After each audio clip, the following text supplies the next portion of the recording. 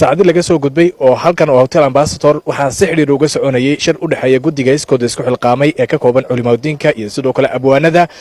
salaadiinta iyo madax dhaqameedka kuwaasoo ay la qaadanayeen xubnaha hoggaanka sare xisbiyada mucaaradka Somaliland. kulanka ayaa markii uu soo dhamaaday waxa warbaahinta kula hadlay isla afaafka hotelka injineer Faysal Cali Waraabe hogaamiyaha xisbiga cadaaladda ee daryeelka Ucid waxaanu ka hadlay waxyaabaha ay ka wada hadleen guddiga. horta wax cusub ma jiro oo maanta aan idin sheegnaa waxa weeye ogtiin guddidan dhexdhexaadinta oo aan ugu yeero guddida badbaadada qaranka aan ugu yeero ayaanu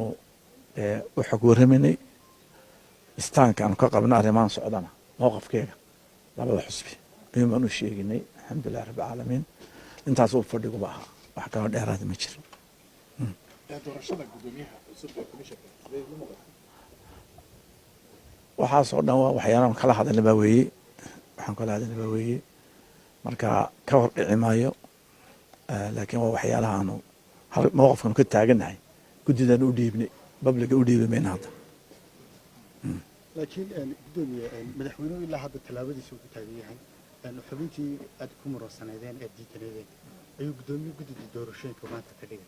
miyaan la odhan karay nin idinka hadalkiina waa dhalanteed ilaa hadda waxaan ku yidhi mar haddaan guddi siinay mandatekii